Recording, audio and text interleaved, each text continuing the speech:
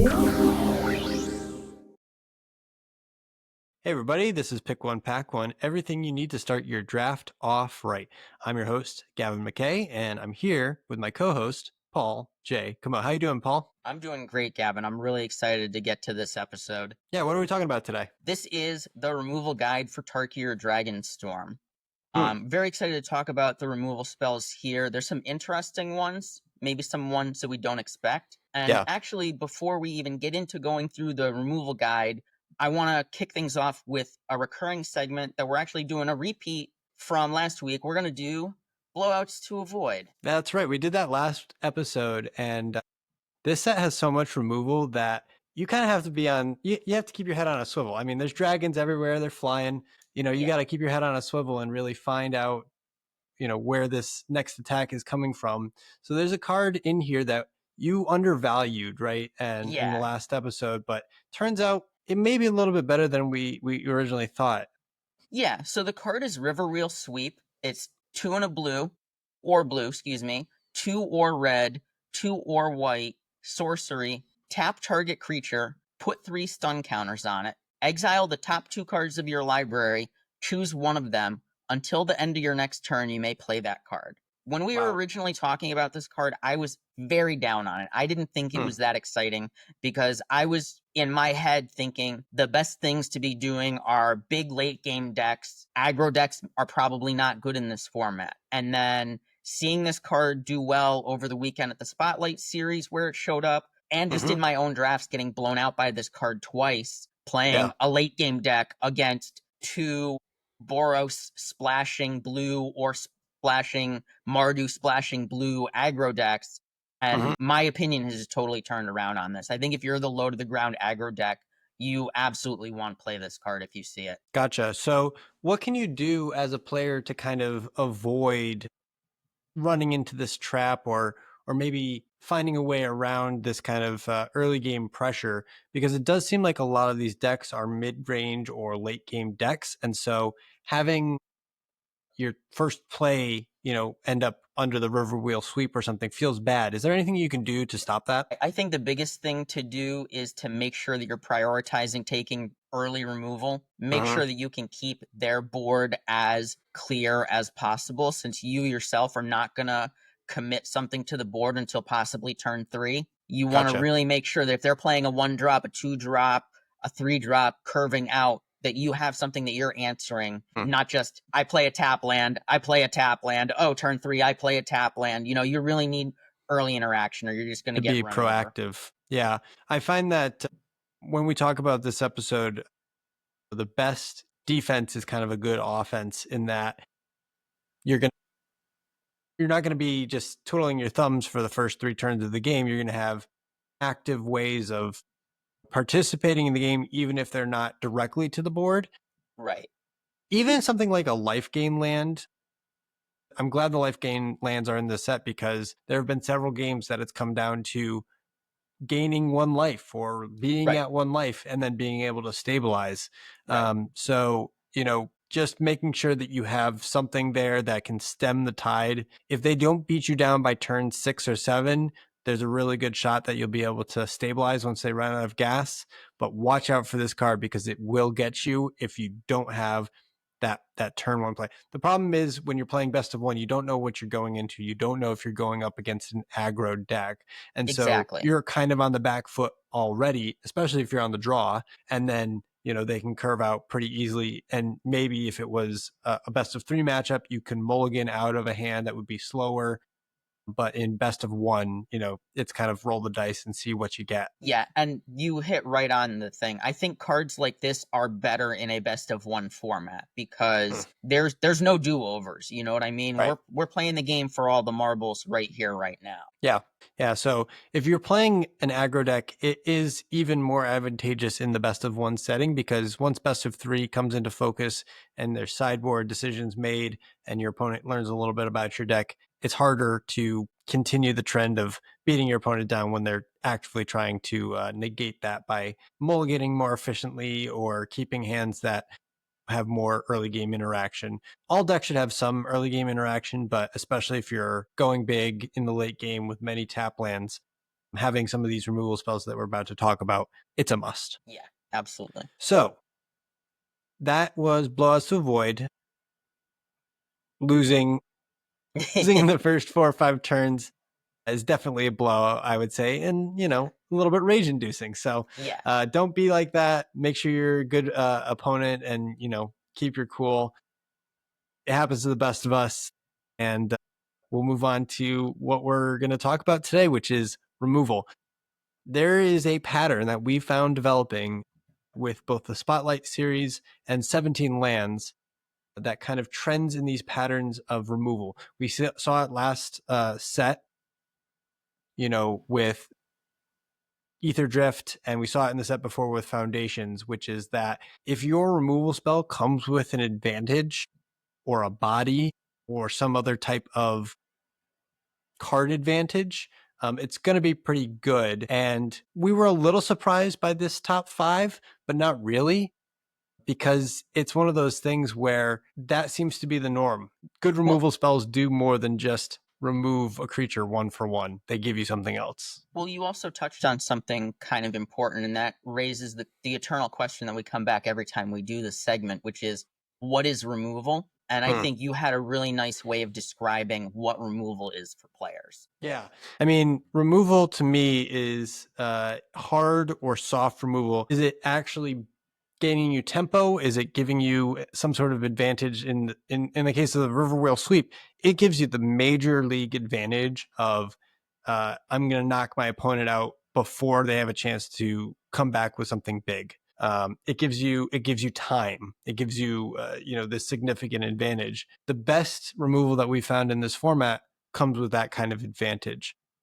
Soft removal in this format is, I would say, a little bit better than in sets past. And what I mean by soft removal is effects, usually in blue or perhaps in white, that will turn off abilities or give a creature minus something so that it can't attack profitably, and kind of just messes up the opponent's game plan with either on-field abilities or activated effects that kind of slow the opponent down, as opposed to directly removing the creature, which could actually be advantageous for some decks, specifically like Sultai, where there's a graveyard theme. You might be helping your opponent out by killing their creatures, even if it's a little bit of an advantage for you. So the 5 that we're going to look at are from lands game in hand win rate data. That's as of the day that we're recording this video is 14th.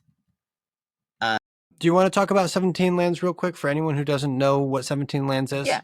So 17 lands is a data site. They allow you to record your drafts so you can track your performance over time. But they also look at the results of other drafters that are platinum level or higher and track their results to kind of give you a metagame picture. So you can see what cards in the format are doing well, performing well, what cards are and where not. they're taken in the draft as well, so that you Yeah. can get an idea of when you should be actually taking these cards and how the draft format specifically is kind of panning out. So let's get to the cards.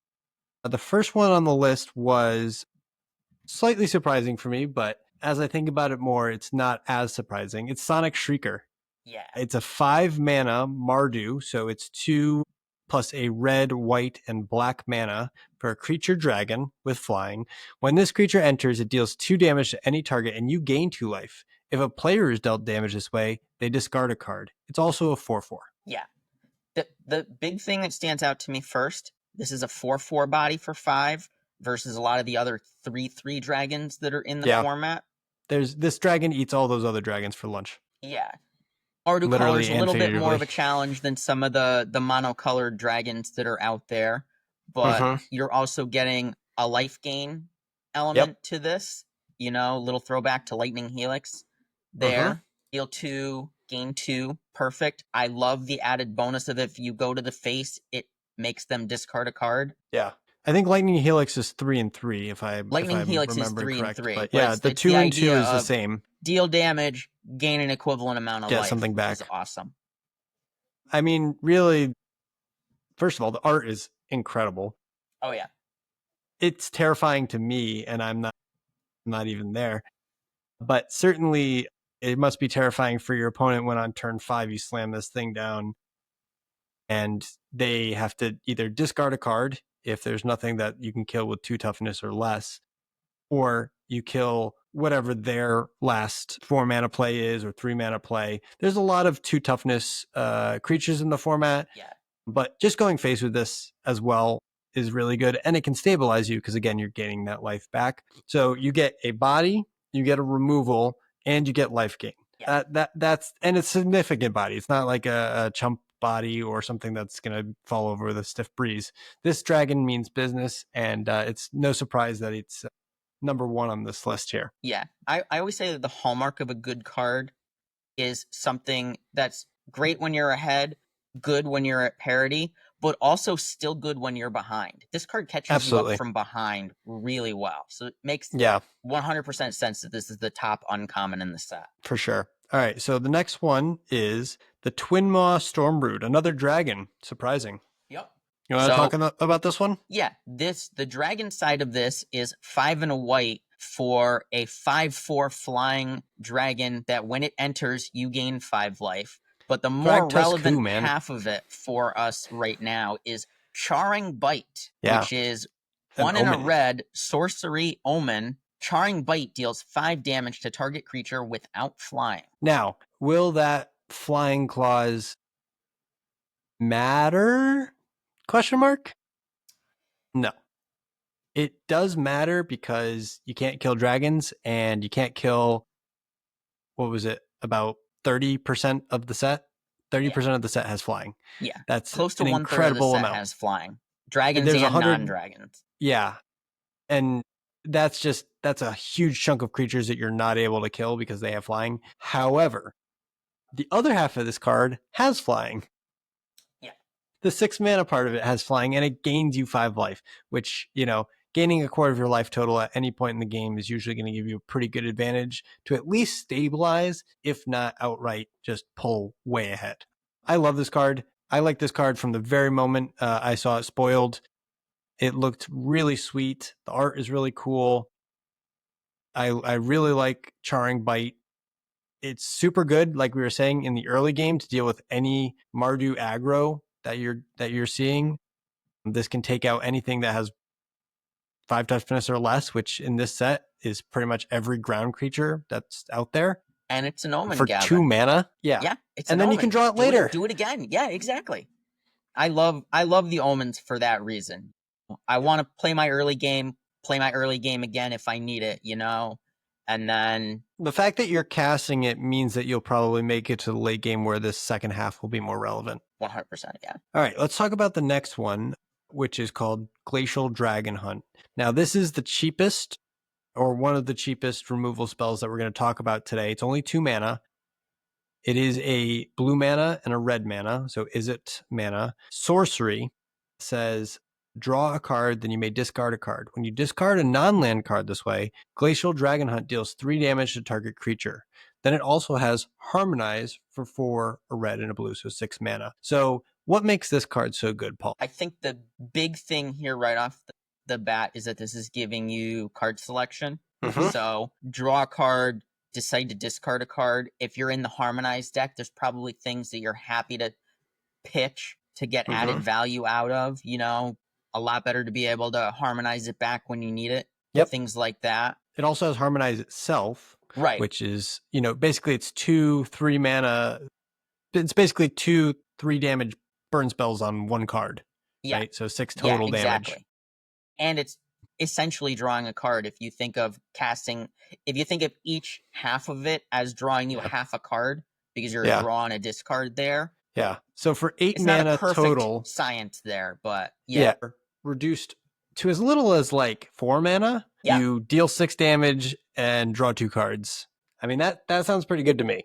3 damage is also the sweet spot for dragons. You're going to hit a lot of, if you're in the teamer deck, problematic dragons. If you're in the teamer deck that has a lot of harmonized payoffs, this is fantastic in that deck because you can either discard a harmonized card or discard a card that has value from the graveyard, and then, get that value again later, as well as just being a fantastic 3 damage, deals with most things in the format, non-conditional, hits flyers.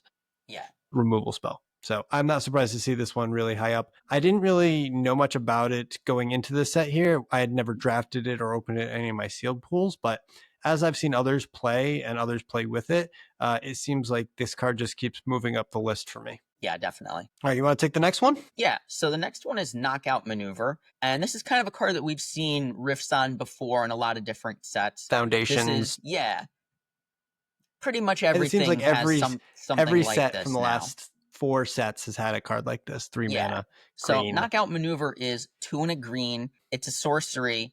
It says put a +1/+1 counter on target creature you control. Then it deals damage equal to its power to target creature an opponent controls. So notably, it's a bite spell and not a fight spell, which is awesome. It's Mm-hmm. putting a +1/+1 counter on, so it's A, contributing to those +1/+1 counter synergies that are Mm-hmm. out there, and it's just making your thing bigger so it can bite something bigger, Yeah. than it normally Yeah. would be able to. So I mean, this card always seems to be in the top 5. I mean, it was top 5 in Ether Drift. It was top 5 in Foundations. It was top 5. I mean, like, I can't think of a set where this kind of effect for 3 mana wasn't one of the premium removal spells. notably, I think in this particular set, it's especially here because it's a monocolored card versus some of the 2-colored cards or 3-colored cards that I are mean, here. yeah. I mean, the first 3 that we talked about are double color. Like even if you're casting the Omen / the Dragon side, those are 2 different colors. You got to have red and white. This is just green. This is just green, baby. Yeah, just do the thing. Yeah. So Just do the I thing. think I this is a mean, strong guide to you. Pick one, pack one. You're looking for something to take to start your draft off, right? Knockout Maneuver is great. Green is one yeah, of the best colors in the set, if not the best color. It's a solid first pick to kind of cement you. set the tone for Yeah. where you're gonna go. I mean, here's the other thing that we wanted to talk about in this episode, which is drafting feels a little bit different in this set than sets previous because of the 3-color archetypes. But that doesn't mean that drafting 2 colors and splashing a third, or drafting 2 colors and just being 2 colors is impossible or wrong. In fact, I've found most of my success has come when I've sort of picked 2 colors, enemy colors, and kind of gone in those directions and tried to take as many monocolored cards as I can for those 2 archetypes, so that it makes things a little bit easier when it comes to either splashing or finding fixing, because you only have to find those 2 or 3 lanes in terms of fixing to make sure that you can cast all your spells. Yeah, especially in best of one, prioritizing being able to cast all your spells on time is Yeah. massively important to not get run over. I can't tell you how many times I've had defibrillating current in my hand and I haven't been able to cast it because I either need more mana or I don't have the right colors, and it's a sorcery. Yeah. There's this knockout maneuver is less costly to cast, and definitely does a, if not good, better job than dispelling current. So let's move on to the next one. Yeah. So this is also not your traditional removal spell, right?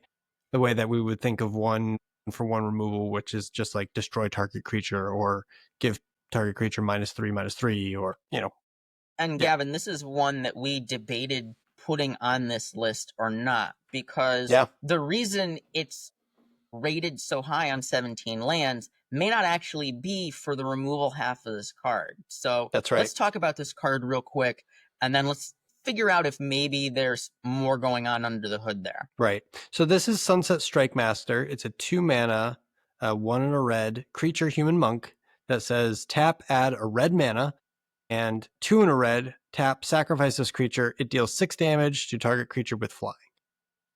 It's also a 3/1. So I really love this card.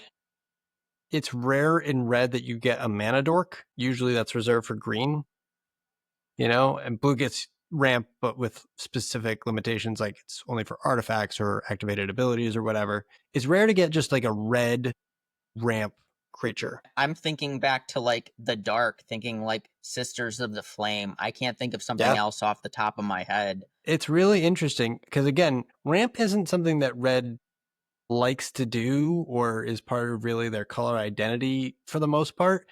Typically, it's, hit fast, hit hard. You don't really need to ramp into big stuff because the big stuff's coming down, you know, and it's happening right away. That being said, there is the removal part of this card, which is sacrifice this creature, deals 6 damage to target creature with flying. That's like all of the dragons except for the legendary spirit dragons, I think. I think so. Yeah. Oh, no, Baitor is 7 toughness, but that's a mythic. Okay. So yeah, I mean, this will kill pretty much every dragon on the list, except for a very small few. Rares and mythics that Rares and mythics, maybe right? this won't hit, but your That's right. Yeah. uncommons So and commons you're going to see all the time. This yeah, is going to take them out of the sky. this is one of those cards where if you get it down early, it can help you in multiple different ways, and then your opponent has to account for it. They can't forget about that secondary ability, because if they forget about it, then you're going to snipe something out of nowhere, where the dragon that they just played is going to be toast after just one turn. The downside is, if the Sonic Shrieker comes down after this card comes down, I think I would know which creature I would target with that 2 damage. Yeah. It just doesn't really have a lot of robust toughness to it. It will pretty much trade off or die in the stiff breeze. So those are the upsides and the downsides of this card. I think it's a very interesting card, but I don't think the removal aspect of it is why you're actually playing it, because there's so much good removal in this set that to the 3 mana tap ability, I think, is just gravy. It's just a bonus. It's just really good. And I've rarely seen it actually be used. I'm seeing the tap at a red mana be used quite a bit more. Don't discount just beating down for 3 also. That's it's a right. 2-drop. Mhm. People are playing tap lands, getting Yeah. that early damage in, and then also having the mana ramp to double spell or play out bigger threats faster. Can't be Yeah, it's kind of an understated, interesting decision, I think, a game decision. If you're on 2 and you have the ability to either ramp out a 4-drop or attack for 3, I guess it would depend on your hand, but most of the time I think I'm going to go for the 4-drop, right? Well, if my opponent has played tap land, and I'm on the play, I'm probably just going to beat down and then play a 3-drop or hold a trick of some kind, hold removal, let them commit something to the board when they finally commit Right. something to the board, and then nuke the thing and then see where Go from things there. go from there. Also, this is probably going to have a target on its head because it is an X1 that is helping me ramp and has the not so hidden second ability on there, so people have to have this card considered and on their radar the moment it hits the battlefield. Yeah, I don't think it's a must kill like a Llanowar Elves would be in some formats. You like, if you use removal on this, 1-for-1 removal on this, that's fine. But I just think that in red specifically, there's not as much of a need to kill a Manic Dork. Maybe that'll change. Maybe this is the beginning of something beautiful. 4 mana on turn 3 for red, for red decks. Yeah. But I just don't see it in this set particularly. But I do agree that it is a very versatile common, and it gives you Uncommon. Uncommon. It's a very versatile uncommon, and it can give you, like we were saying, when you look at any removal, different angles to approach it, and it will give you something that's not just removal. It's something else entirely. Yeah. So outside of the top 5 performing spells on 17 lands on Arena Best of 1, let's talk about what we're seeing here for some other things that are interesting. What else jumps out? So if we kind of jettison the Sunset Strike Master and we just focused on another removal effect, this kind is hard removal, but it's a different kind of hard removal. It's Dispelling Exhale. Okay. We're going to talk about the exhales in great detail because we really love them, and we think that those removal effects deserve a full run through on them. But I'm just going to talk about this one in particular to start, because this would have been number 5 if we excluded the Sunset Strike Master. Dispelling Exhale has been excellent because blue in this set is excellent. And to be able to counter your opponent's creature and or spell and or whatever, and behold a dragon and then kind of, I don't want to say blow them out, but either make them spend all of their mana for the turn to just make one play, or counter the spell and not have it resolved at all, just kind of sets them behind a lot. There are haymakers in this format. There are big spells that will change the game just by playing them. They'll I don't want to say win you the game, but there are several cards in here that if you counter them, you will basically guarantee a win, more or less. There's also a lot of formats, Gavin, where Yeah. a card like this gets worse as the game goes on. Mm-hmm. Not only does this have a way to scale, but there's Yeah. a lot of just, I'm tapping out all my mana to play my That's right. haymaker. And you can Yeah. just tap 2 and answer my best card in my deck and be That's right. so high up on the mana exchange that's I remember I played a game and I was a 5-color dragons deck, and I had Call of the Spirit Dragon, and I had 2 dragon globes, and I had pretty much every good 3 or 4-color dragon that you could imagine. And we got to the late game. I was a little bit behind, but I wasn't significantly behind. And I just wanted to slam dragons and slam, but I knew they were holding up mana, and I was like, okay, so I got to bait out a counter spell. I had to bait out 3 counter spells before I was able to resolve even one dragon. So this card can do so much work. If you get to the late game and you have a board presence, this will just protect you. And even if it means that you're going to waste all your opponent's mana playing one spell or not even countering it, just making them use all their mana, that can still be a significant advantage, because it means that they won't be able to double spell or do additional things that they wanted to do on their turn. keeping up their own interaction. That's right. Yeah. I mean, if they've got a Dispelling Exhale themselves, and they have to tap out because you are countering their thing, I mean, is not going to work out very well for them. Cool. All right. So we've talked about the 5/6 most popular / best removal spells. Again, we're using that term slightly loosely, but we know that there's a lot of truth to what we're saying, which is that removal serves a lot of functions. But when it comes to the exhales, this is more traditional removal, wouldn't you say? They follow the color pie. Oh, yeah. Yeah. So let's pull those up.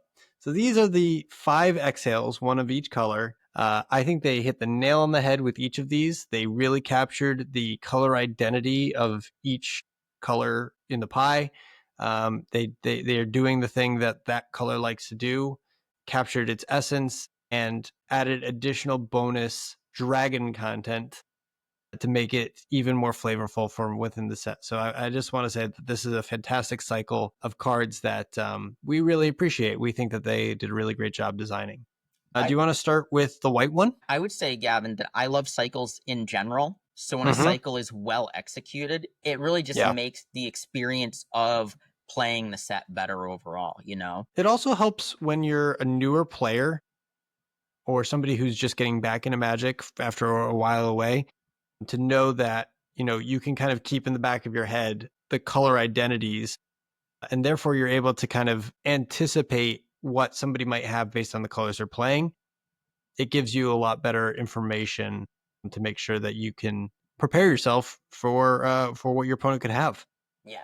Also, the art really represents, I think, the different color pies as well. I mean, look at Caustic Exhale. That's gnarly. Yeah. I especially love the Molten Exhale art. That's probably my favorite one. But that poor let's bird. talk about all of them. Yeah. The piercing exhale shooting the needles, or whatever that is out of it. That hurts. Yeah, that's gnarly too. Let's go with Osseous Exhale first. Do you want to rank these? I mean, for me, I would probably put Molten and Piercing as my top 2, maybe 1A and 1B, then Caustic Exhale, then Osseous, then Dispelling, even though we just went over how good Dispelling Exhale is. Would you rank them just about the same? I would say I'm in the ballpark with you there. I would say that I tend to prioritize drafting green more, so I'm more likely to take Piercing Exhale early because I want to kind of cement myself in green as early as possible. But I Yeah. do think that Molten Exhale is a fantastic card for red. And so it's Yeah. definitely, if red is a direction that I want to head in, that would be where I'd go. If you see Molten Exhale pick 7 or 8, it's a sign that red's open. I mean, this Oh, should not be going any later than pick number 4 or 5. honestly, if you start tops. seeing any of the exhales wheeling, Hmm. or just a pack prior to wheeling, like Mhm. that's a sign that that is open. Like I think all of the exhales are good enough that people should be taking them within the first 7 picks or so. They just Agreed. do kind of everything that you want to be doing in that monocolor, and their monocolor, which is super relevant in the set. The other thing too is they're all instants minus Molten Exhale, but Molten Exhale can be an instant if you behold a dragon. Yeah. So they're all going to be happening at instant speed, where you're going to be able to, I mean, there's some conditionals in here. We're going to go over those, but typically these are your tricks. These are the things that are going to lead to blowouts. These are the things that are going to win you games based on decision making. And so being able to hold up protection for yourself or anticipate what your opponent could or could not have based on their game actions prior means that you'll be able to plan more effectively and maybe avoid some of these pitfalls. Let's start with the Piercing Exhale. Do you want to read this one? Yeah, Piercing Exhale is 1 in a green. It's an instant. As an additional cost to cast this spell, you may behold a dragon, which is you may choose a dragon you control, or reveal a dragon card from your hand. Target creature you control deals damage equal to its power to target creature or planeswalker. If a dragon was beheld, survey 2. That's awesome. I mean, the fact that I can hit a planeswalker as well means it's just even that much better because, as we said in our first episode, there is a two bomb planeswalkers in the set, Elspeth and Ugin. Now, will this deal with either of them individually? Depends on what you have on your board, but Right. this can at least do some damage to them and is extremely relevant in all phases of the game, early, late, and mid. Absolutely. And it also pairs very nicely with a couple of cards, Multi Devotee and or Devotee, depending on how you'd like to pronounce it. And the what's the 1-drop? The Archer. Yeah. The Couple Sniper. of Death Touchers. Yeah. I think it's like Dragon Sniper or something like that. Yeah. So this pairs nicely with Death Touch things. It's gonna, if you have dragons, give you that added value of the survey. I want to try and take full advantage of this card, so that's where I would be looking to be. I feel like the dragon payoff is a bonus, but if you're in a green deck, you will be able to take advantage of that bonus. So Yeah. in this case, surveying 2 or surveilling 2 really helps out the Sultai deck. It really helps the Teamer deck with the harmonized cards.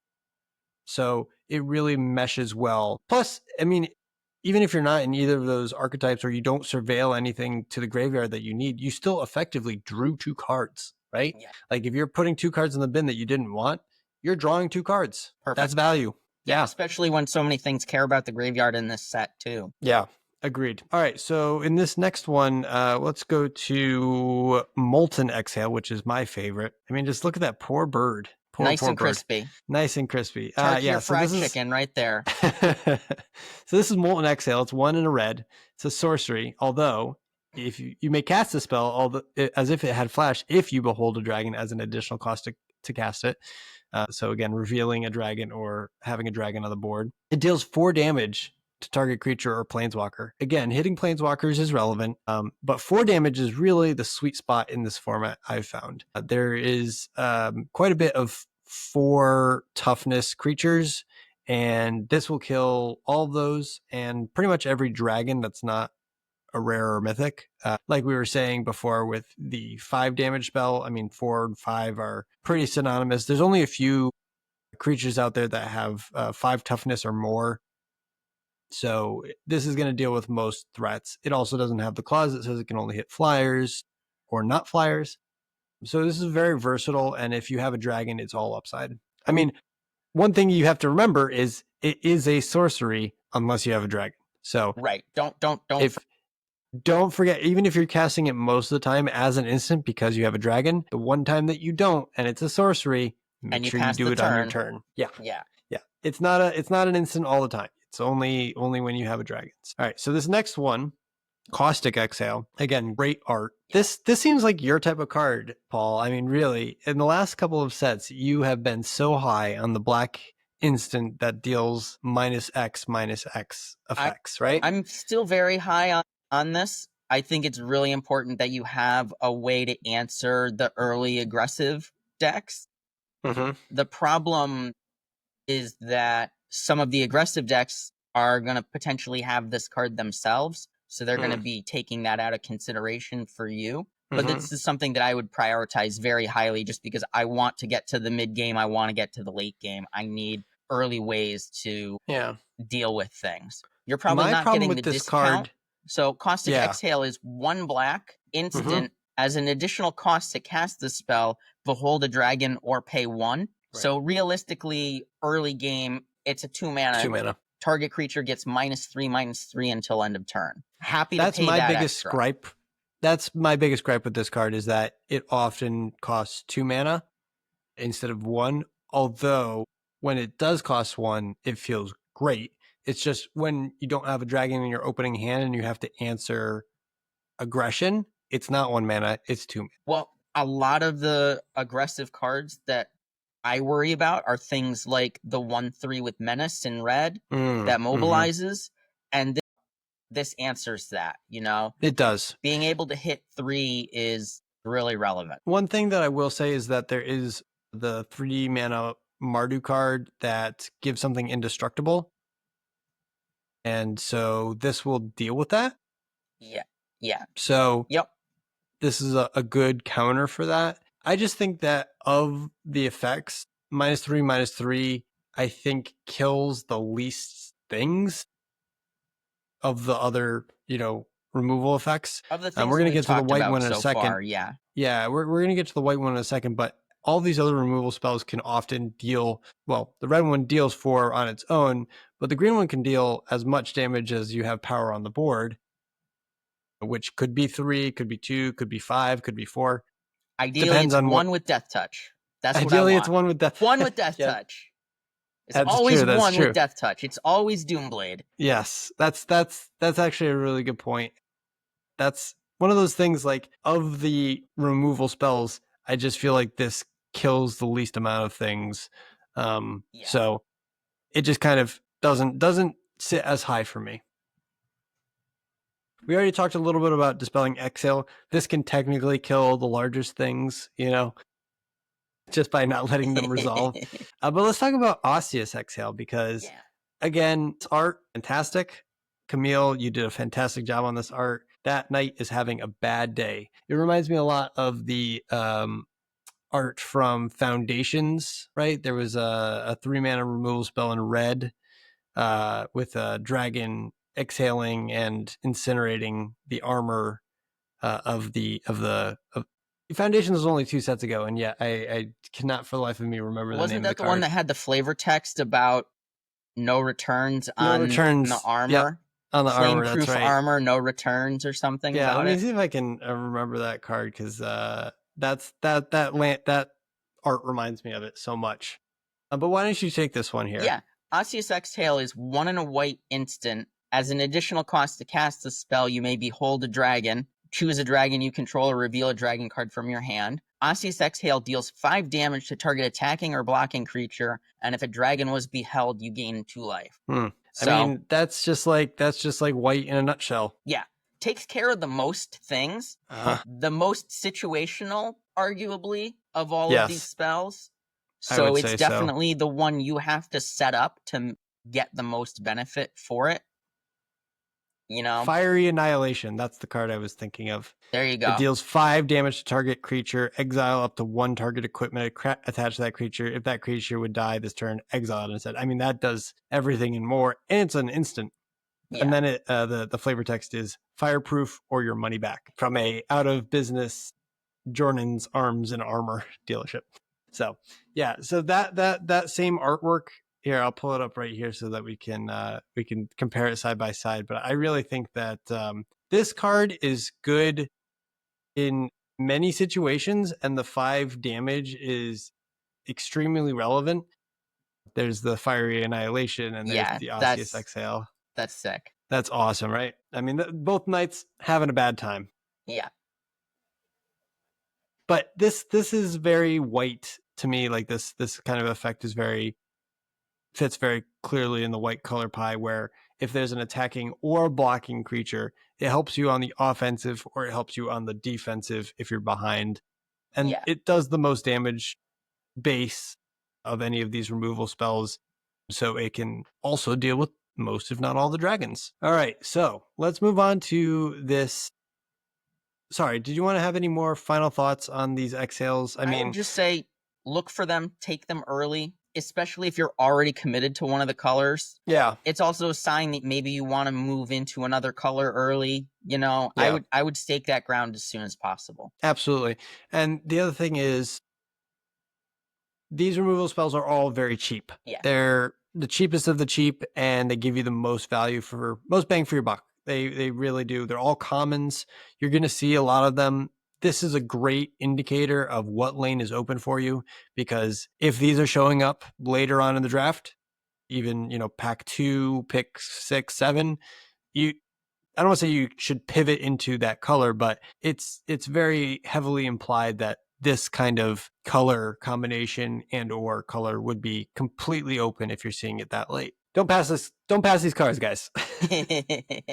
All right, let's move on to Static Snare. This is Yeah. one of my favorite removal spells in white for this set. It kind of reminds me a little bit of the Witchstalker Frenzy from Wilds of Eldraine, which Okay. was 4 damage, and then it was I believe a 4-mana spell. No, 5-mana spell. It was 4 and a red, and it was discounted for each attacking creature. This is kind of the white version of that. Yeah. So it's 5 mana. It's 4 and a white, Static Snare, enchantment. It has flash, and it costs 1 less to cast for each attacking creature. When this enchantment enters, exile target artifact or creature an opponent controls until this enchantment leaves the battlefield. So it is less, I don't want to say less good than most O-Ring effects, because that discount is insane. Can you that imagine discount casting is this for great. 1 mana? It's Yeah. insane. But it can only hit artifacts and it can only hit creatures. It can't hit other enchantments. So if somebody static snares your creature, you can't static snare them back and get the creature back. Yeah. So that's unfortunate. There are some, well, I would say most O-Ring effects can hit pretty much all permanents. That points off for that, but this is still a fantastic effect because you're able to have such a discounted rate. If you're an aggressive deck, if you're a Mardu deck or some other deck that has white as an aggressive color, this is going to be your best friend, because you'll control how many creatures you're attacking with to set up the most advantageous position. Yeah. And if you're on the defensive, it can catch you up real fast. Yeah. I really, like you said, am drawn to the scenario where I'm attacking and getting the maximum discount out of this, because I'm setting the terms of what its cost is going to be. Yeah. So very high on it as the aggressor, still high on it as the defending player, being able to take almost any problematic creature. There's a mythic that this won't hit, but there's very few things that are not going to be trapped in this snare. Yeah, the static hits back, I guess, in this case. So we just have a couple more cards that we wanted to talk about, specifically cards that are removal but are kind of under the radar, or things you wouldn't necessarily think as removal. Again, we use this term removal interchangeably kind of with advantage in your game. So anything that's going to kind of push the odds in your favor, and player removal is also removal. Exactly. You have to remember that. Exactly. If you're playing an aggressive deck, you want to make sure that you have removal that's going to synergize very well. You don't want anything that's too slow or something that's going to stop you from developing to the board because you have to hold up, like, say, a counterspell. Counterspell in aggressive decks never work. But it's one of those things where you have to find the removal that works for your play style and the deck that you're building. All right, so the next one we want to talk about is one of those kind of soft removal spells called Fresh Start. You want to take this one? Yeah, this is another enchantment. It's 1 and a blue for an enchantment aura. It has flash. Enchanted creature. Enchant creature. enchanted creature gets -5/-0 and loses all abilities. And I think that last part is very relevant. In a Sure set with is, yeah. so many flyers, -5/-0 and loses all abilities, they've got one flyer that's holding me back. This is a great way to just deal with Open the that floodgates. problem. Yeah, get in there. The other thing GG's. too is it deals with a lot of bombs. Like this can deal with bombs. Yeah. When I was watching LSV and some of his draft videos, Louis Scott Vargas, the Magic Hall of Famer, he was very high on this card because he says that when you go up against really good players, they're often going to be playing bombs or they're going to be playing cards that you have to deal with. Sometimes putting them in the graveyard or putting them somewhere else is not going to be advantageous. So keeping them on the board but under control, known information is always better than unknown information. Right. And so with a set that doesn't really have a ton of enchantment removal, this card goes way up. Yeah. There's a couple cards in green that can get rid of enchantments, but they're few and far between in this set. Yeah. This card is sweet. This is doing a blue thing, you know? It's shrinking power real far, making it lose all abilities is sweet. You can also use this really cleverly. Your opponent attacks in the air with their big flyer into unblockable, they think, because you've got all ground pounders, and then you flash this out. Their thing loses flying, it loses all its toughness, and then your ground pounders eat it. Yeah, it loses all of its power so that your ground pounders can take it out. I think that this card is fantastic. It's an uncommon for a reason. If I was in blue, I would strongly consider taking it pretty highly. I don't know if it's a first pickable card. I wouldn't go that far. What do you think? I don't think it's first pick, but it's if I see it pass to me, it's a very strong indication that blue is potentially going to be a direction I want to go in. Yeah. Like if you saw the dispelling exhale into fresh start, that would signal to me that maybe blue is open. Yeah. And I would prioritize monocolored cards, so this would be very high on my radar. Definitely. All right, so the last one that we want to talk about is Sarkhan's Resolve. So this is 1 and a green for an instant, and you choose one. Either the target creature gets +3/+3 until end of turn, or destroy target creature with flying. So the +3/+3 is great for 2 mana at instant speed. That will finish a game sometimes. That will surprise eat a creature sometimes.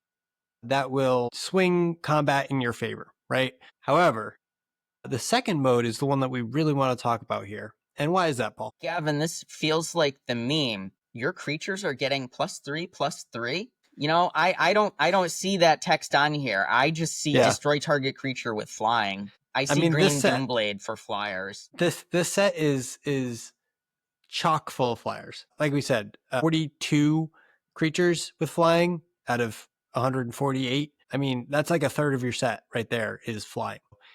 This Sarkhan's Resolve is basically 2 mana, kill a great creature. Basically, all the flyers are good creatures.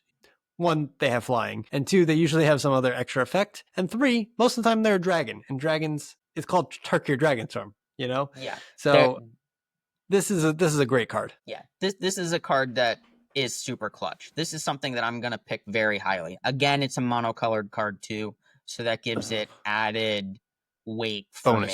Well, the thing too is like I don't think a ton of people see the value in this card, so I've been seeing it go around as late as like last pick in the draft. So it's one of those cards where it's definitely playing out a lot better than it seems on paper. And again, that +3/+3 is kind of a gotcha moment where, you know, you think that's what you're going to be playing the card for, but really this destroy target creature with flying at instant speed in green actually does a ton of work. I mean, I mean, look at all these flyers. Look at all of them.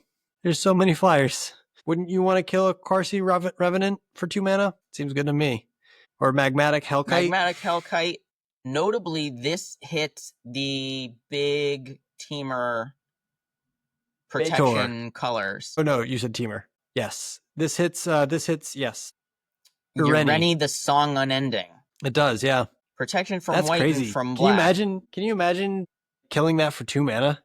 That If Yeah, I played that's the Ureni and then my dream. opponent killed it for 2 mana, I would scoop it up. I would say, good game. Thank you. You had the answer. No, I mean, like, this hits all of these big creatures. And for 2 mana, killing any of these is just going to swing the game in your favor. It's just going to Yeah. do it. I mean, all of this art is so good. I love this set for the art. The artists knocked it out of the park with this one. Yeah, all the dragons look rad. I They love really the do. vibe of Tarkir in general. The Mm-hmm. dragons look awesome. The goblins look awesome. The whole aesthetic of the set is really cool. It is. It's one of those sets that's kind of timeless. I really think that people, collectors or folks that are into magic art will be looking for some of these prints for a really long time. Absolutely.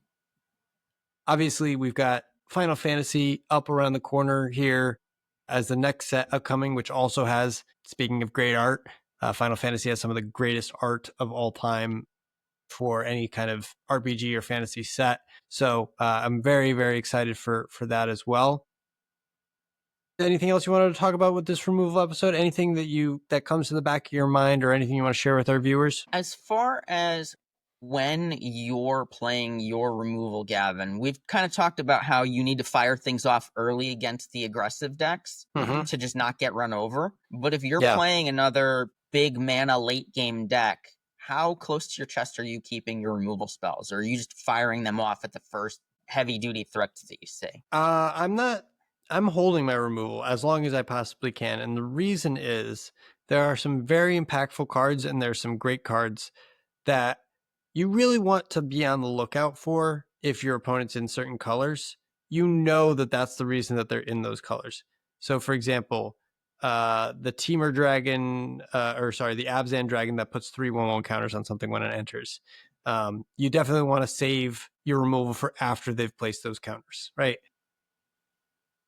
There's a lot of reasons to hold your removal and keep it for these big game ending threats. The problem is you can't fall too far behind on board. There's Yeah. one removal spell that we actually didn't talk about that I want to bring up really quick that I just remembered, Yeah. called Dragon's Prey. And this is one that I think we would be remiss not to mention, because it is, again, I'm surprised it wasn't in the top 5 of the removal in the set, because it's a common. And maybe because there's so many dragons, it doesn't feel as good. Sorry, I'll read Dragon's Prey. It's Yeah. 2 and a black for an instant. This spell costs 2 more to cast if it targets a dragon. Destroy target creature. To escape Taval's justice, one must have a better plan than run away. Codus, the Fangkeeper. Honestly, this is just, usually with a removal effect like this with black, it's double black. Yeah. So think about your murder, think about your breathe your last, think about, most of the time it's 2 black and 1 for this kind of effect. The fact that this is 1 black, very easily splashable, can deal with pretty much every card in the format except for dragons. And even then, if you're dealing with a dragon, it's usually worth 5 mana, Yeah. I just think that this is a fantastic removal spell as well, and I thought we definitely should bring this up. This is cool because it's the murder of the set. It's the 3 mana black kill anything. Mm-hmm. But it also is telling you a lot about what this set is about. This Yeah. set is about dragons, So it's telling you that it costs 2 more to cast if it targets a dragon. That's saying dragons are important and you're going to pay a premium to kill them, but that's fine. You're going to Yeah. want to kill Which their is big why thing. Sarkin's Resolve card is so amazing. I don't know why it's not higher rated. I think that people should be taking that maybe a little bit higher. That being Agreed. said, what removal have you guys found that is great in this set? What kind of blowouts have you seen or enjoyed? I've been enjoying this set. Even if my win rate isn't as good as it has been in previous sets, I've still been enjoying drafting this set immensely, mostly because I'm getting to experience the 3-color thing for the first time. I came back to Magic after these 3-color sets, the Tarkir sets, came out in 2010, 2011. So 2014, I believe. We're about 2014. 10 we're Yeah, about 10 years out from the OG. right. So this is my first time I've been able to like really take advantage of this kind of clan color combination. And I really like it. I think that enemy colors have a lot of interesting, aggressive kind of synergy to them.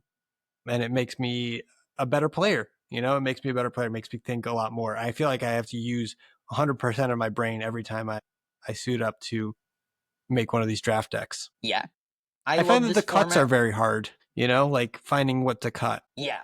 For me too, it's also the thrill of kind of navigating the draft itself. Mm-hmm. Like really either being disciplined and saying, "Okay, I'm going to go this direction," Yeah. or just saying, "Oh, this dragon is sick. I'm just taking this and we're doing this." You know, I like the whole gamut there, from like the drafting the hard way to drafting the easy way. I really like Right. that. One of the things that I've heard other people say is that they compare this set more similar to a cube, in that if you decide you want to do something, if you want to do Jeskai Flurry, if you want to do Mardu Aggression, if you want to do, you know, Teamer Stompy big stuff, this set will allow you to do that even if you don't open bomb rares in that color combination. You'll still be able to probably get enough playables to do the thing that you want to do. However, if you're drafting synergy and you really want to go for a synergistic deck, similar to a cube, you're allowed to do that too, where you're just looking for the open lane.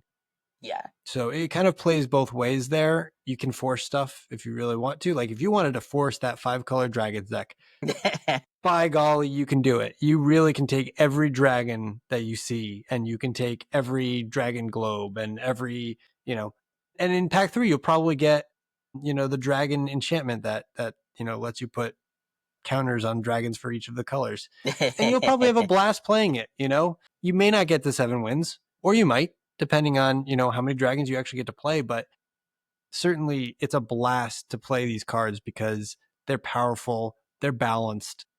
There's really no, like in Ether Drift, if you got a Sab Sunin, you just scoop, right? Quality of life Yeah. scoop. There's only a couple cards in this set that I would even consider doing that. And even still, I don't think it's as egregious as Sab Sunin, because there are cards that can deal with it. I mean, we just talked about the one that has protection from 2 of the 5 colors, and there's a 2-mana removal spell for it.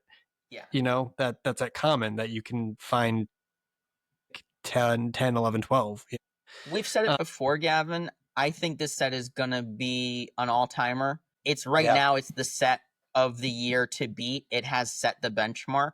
Yeah. So I'm excited it to see remains to be what the other seen what the rest of ones. the year holds for us, but I'm loving this set. I'm not gonna get tired of this set anytime soon. The thing for me that I'm just so excited for is I think that the Final Fantasy sets, the Spider-Man sets, the Avatar, the Last Airbender sets are all going to be good. Yeah. But there's just something a little bit magical about this Tarkir set to me that I don't know if those sets will be able to replicate because they're borrowing from other IP. I think the fact that you can have completely original characters and these dragons that are just completely out of insane imaginations, and obviously Richard Garfield and the whole design team from the impetus of Magic has had dragons, Shivan Dragon. Yeah. So it's There one were of those only things 2 where, dragons in Magic for a number of sets. There was yeah, Shivan Dragon and Dragon Whelp for a yeah, number of sets. yeah. I And mean, now but it's there's been such a there from the plethora of beginning. them. Yeah. Yeah, it's been there from the beginning, and it's making its mark. I think Standard is also going to be impacted by these cards as well. I've seen quite a few new decks spring up out of some of these cards that are modular with omens and things like that. So I think that this set is going to leave a lasting impact. I think we will still probably be talking about this set come November, come December, when we're doing our recap, to say, wow, that was such a good set. You know, I'm really glad that they went in that direction. Only time will tell, but Yeah. we want to hear from you, the viewer, the listener. Thank you so much for listening to the podcast. Where can they find us, Paul? So we are on Blue Sky at Pick One Pack One Pod. We're also on Instagram. That'll hopefully be firing more than the one post pretty shortly. And yeah, follow us here, like and subscribe wherever you're getting your podcasts. Yeah. Shout out to us. Tell us what you like. Tell us what you don't like. Tell us what's working out for you in this format. Yeah. Have we you talk drafted about the what 5 works color? for us. Talk about what works for you. Tell us. Have you had the sick 5 color dragons deck? Like, let us know if it's working out for you. Well, thank you so much for listening. We're gonna pass to the end. Move to the end step, pass the turn. We'll catch you guys on the next one. Thanks so much for listening. Bye-bye. Cheers.